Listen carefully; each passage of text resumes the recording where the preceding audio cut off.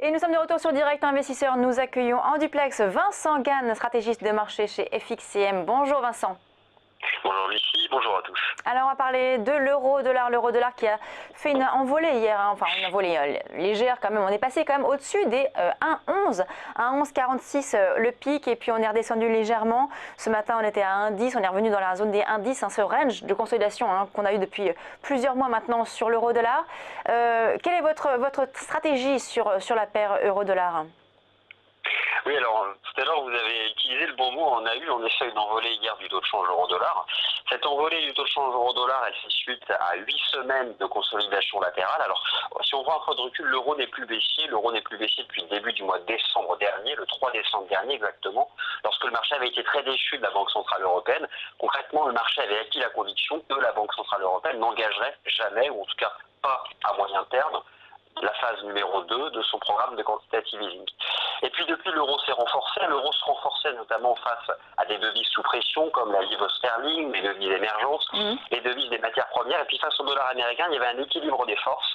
Et en réalité, ce qui permet maintenant à l'euro-dollar d'avancer et de dépasser des résistances techniques, ce sont des mauvaises statistiques américaines qui mettent sous pression le dollar américain. Pour vous répondre maintenant précisément, j'ai en effet un scénario haussier sur le taux de change euro-dollar. Alors déjà, sur le plan des fondamentaux, je pense que rien maintenant à court terme ne va pénaliser l'euro. Finalement, la plupart des données monétaires connues sont déjà intégrées dans les cours. Et je pense qu'il y a une fenêtre de tir, une fenêtre temporelle, jusqu'au début du mois de mars prochaine réunion de la BCE, pour justement continuer d'accompagner ce renforcement de l'euro.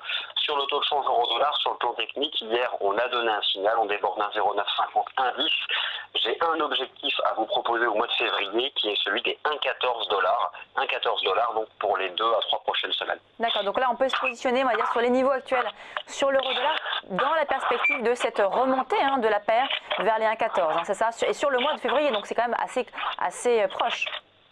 Exactement, c'est le scénario que je vous propose pour les 2 ou 3 prochaines semaines. Alors après, dans l'idéal, il faudrait quand même quelque chose à court terme qui puisse un peu renforcer le dollar US pour avoir un meilleur prix, parce que 1,1150 dollars, c'est pas un bon prix d'entrée, clairement. Ouais. On a déjà bien avancé, mais dans l'hypothèse, par exemple, qui verrait demain la publication aux États-Unis d'un bon rapport NFP, ça permettrait, je pense, un léger repli de l'euro-dollar, un 10,4, 1,11. Le meilleur prix serait 1,1050, mais derrière, j'ai un objectif qui est en effet de revoir 1,14 dollars sur le taux de change euro-dollar avant le début du mois de mars prochain. Très bien. Alors un mot maintenant sur le dollar index, le dollar index qui a chuté, évidemment, l'affaiblissement du dollar. On a le sentiment qu'on pourrait continuer cette baisse, cette chute du dollar index. Alors en fait, ce qui est intéressant sur le graphique du dollar index, c'est qu'au mois de janvier dernier, donc au mois de janvier, c'est terminé, le dollar américain avait dépassé ses sommets l'année dernière. Donc on peut avoir le sentiment que le dollar avançait davantage. En réalité, ce qui a permis au dollar américain, aux indices dollars américains d'avancer davantage, c'était essentiellement le fait qu'en face, les devises des matières premières, les devises émergentes, et en Europe la livre sterling, étaient fermement vendues. Mais en ce qui concerne le positionnement propre du dollar américain, il se maintenait tout en haut, mais n'avançait pas davantage. Il était neutre. Et en janvier, les chiffres macroéconomiques ont déçu, notamment les indicateurs avancés, notamment hier, l'indice ISM non manufacturier, concrètement, les anticipations d'activité dans le secteur des services aux États-Unis, c'est quand même essentiel de l'activité aux États-Unis, qui a déçu et qui reporte dans le temps, peut-être en seconde partie de l'année 2016, une seconde hausse des taux aux États-Unis. Donc, le dollar américain maintenant se replie et je pense en effet qu'en février, il y a un potentiel de repli et qui peut d'ailleurs justement se traduire donc par cette avancée de l'euro-dollar. Un USD sous pression, un euro qui ne baisse plus, voire même qui remonte depuis le début du mois de décembre dernier, ça nous fait un euro-dollar à 1,14. Un euro-dollar donc à 1,14, voilà, donc on revient donc à votre précédent objectif. Évidemment aussi à suivre, c'est ce qui se passe sur le pétrole qui rebondit depuis maintenant le début du mois de janvier.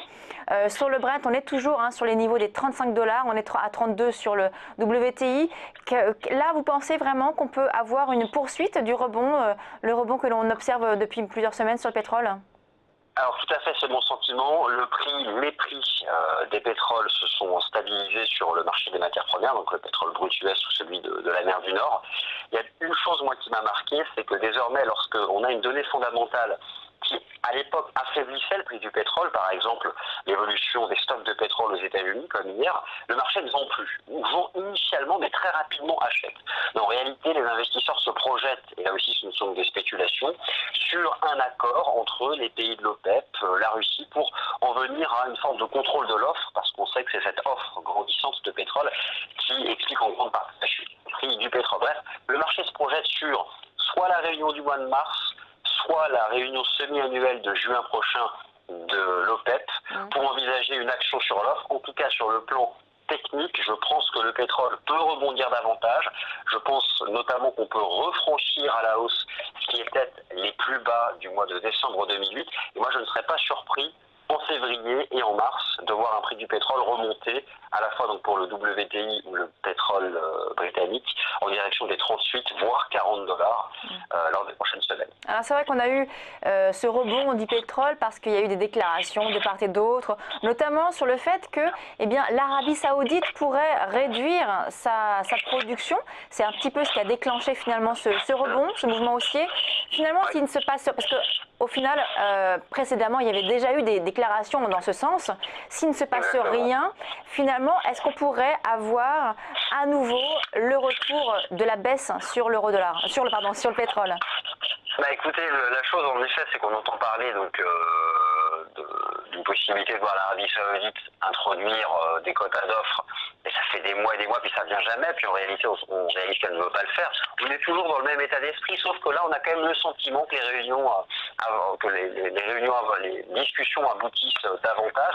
Il y a quand même une forme d'attente. Cette forme d'attente, elle est liée au retour de l'Iran sur le marché des exportations de pétrole. Je pense que les pays de l'OPEP et la Russie ont besoin davantage de recul lors des prochains mois pour voir ce que concrètement donne sur le marché des matières premières le retour de l'Iran.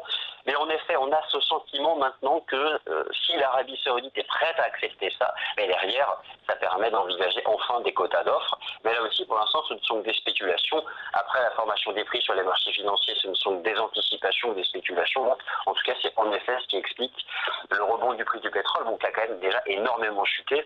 Et on peut envisager aussi que ces anticipations, ces spéculations sont aussi propices à des rachats de positions vendeuses.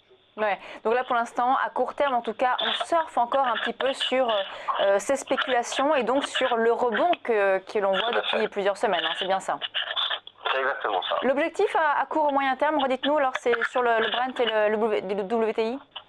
Alors 38 dollars d'ici les prochaines semaines, d'ici début mars. 38 dollars. Et c'est quelque chose aussi, cette anticipation de davantage de rebond sur le prix du pétrole. Je la lis aussi à travers l'évolution de certaines devises corrélées, et notamment le dollar canadien. Alors j'étudie beaucoup les paires de devises en dollars canadiens, et là aussi je vois beaucoup de signaux de renforcement du dollar canadien, qui m'invite aussi à voir dans ces signaux de renforcement du dollar canadien la capacité, en tout cas les anticipations de davantage de rebond du prix du pétrole.